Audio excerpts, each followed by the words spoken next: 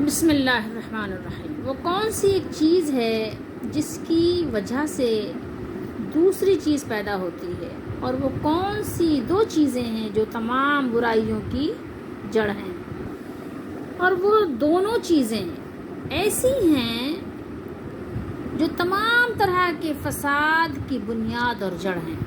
اس میں نمبر 1 کیا ہے؟ وہ لالچ ہے، اور نمبر 2 ہم آپ کو تفصیل سے بتائیں گے۔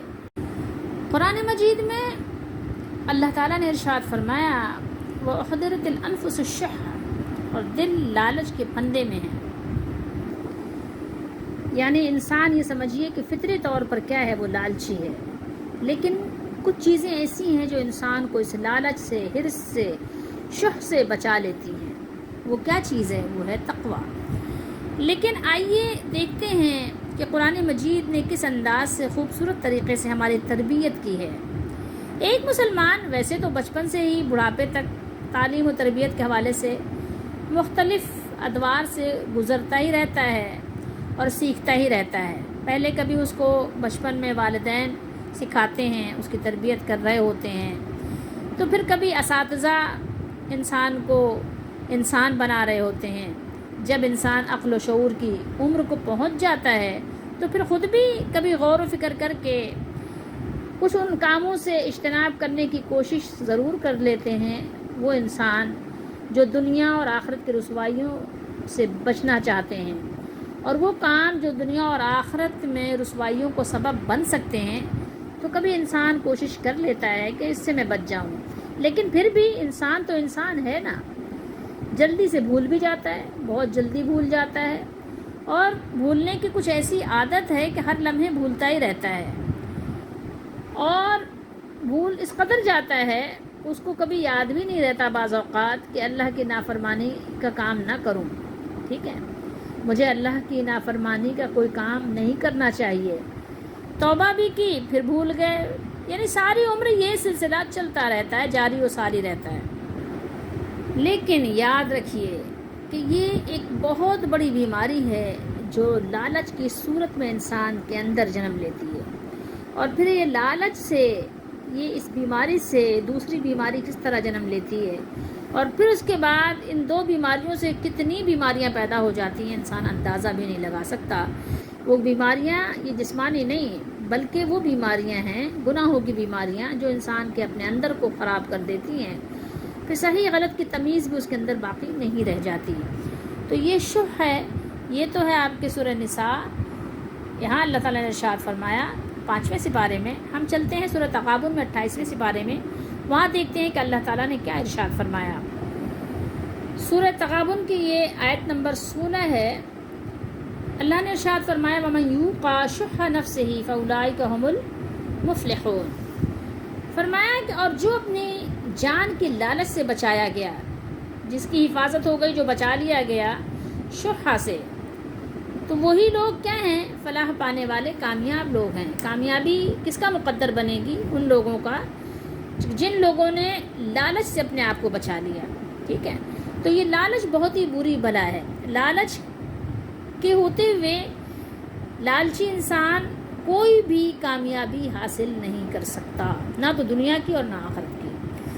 تو لالچ سے ہم کون کون سے گناہ میں مبتلا ہو جاتے ہیں؟ لالچ ہی وہ چیز ہے جو انسان کو فسادی بنا دیتی ہے۔ لالچ ہی وہ چیز ہے کہ جب انسان اپنے بھائی سے لڑائی جھگڑا کرتا ہے، لالچ کی ہی وجہ سے تو ہے کہ جو اپنے ماں باپ کے بچے ہوئے ترکے کو حق اور انصاف کے ساتھ تقسیم نہیں کرتے۔ ایک بھائی چاہتا ہے کہ پورا مکان مجھے مل جائے، دوسرا چاہتا ہے پورا مجھے مل جائے، اور کوئی اپنے حق سے ذرا بھی دستبردار ہونا نہیں چاہتا بلکہ دوسرے کے حق کو چھین لینا چاہتا ہے، اور اس کے پیچھے کار فرمائی لالچ کی ہوتی ہے۔ یہ لالچ ایسی بیماری ہے، دوسری بیماری میں انشاءاللہ آپ کو اگلی نشست میں بتاؤں گی، لیکن یہ لالچ ایسی بیماری ہے جو انسان کو کہیں کا نہیں چھوڑتی، بڑا زبردست روگی بنا دیتی ہے، انسان کو مریض بنا دیتی ہے۔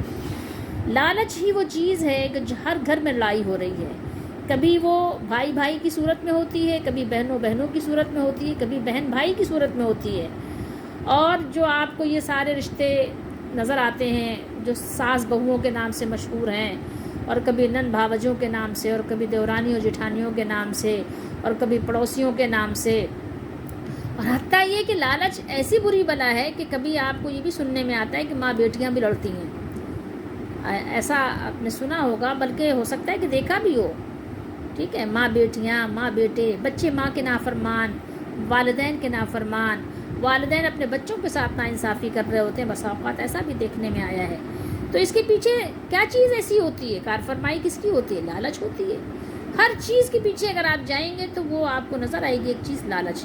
لالچ کس طرح سے ہو سکتی ہے؟ کبھی انسان مال کا لالچی ہوتا ہے، اور کبھی اپنی تعریف کا لالچی ہوتا ہے کہ میری تعریف ہو، میری واہوائی ہو، اور جناب آپ تو بہت اچھے لگ رہے ہیں، بڑے خوبصورت لگ رہے ہیں. حالانکہ چاہے نہ بھی لگ رہے ہوں، لیکن آپ کو کہنا ہے.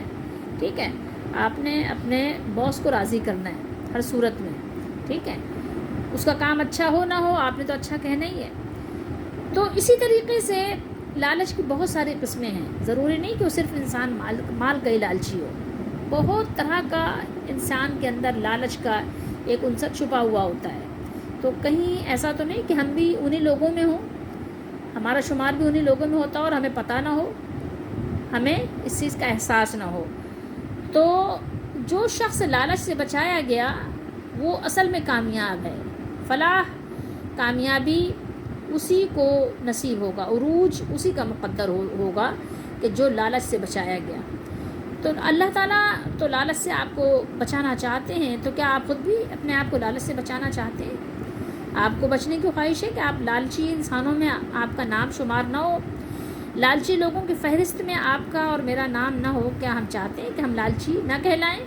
اور بالخصوص اللہ کی بارگاہ میں تو لالچی بالکل بھی نہ کہلائیں. دنیا والے ہو سکتا ہے کہ ہماری بات کو نہ سمجھ سکیں اور ہمیں لالچی لوگوں میں شامل کر دیں، لیکن دیکھنا یہ ہے کہ کہیں ایسا تو نہیں کہ واقعی دنیا والے تو ہمیں لالچی نہیں سمجھتے، لیکن اللہ کی بارگاہ میں ہم لالچی ہیں. تو اپنے آپ کو ہر صورت میں آپ کو لالچ سے بچانا ہے. تو کس طرح بچانا ہے، یہ انشاءاللہ ہم اس پر تفصیل سے بات کریں گے. اللہ تعالی ہم سب کا حامی و ناصر ہو.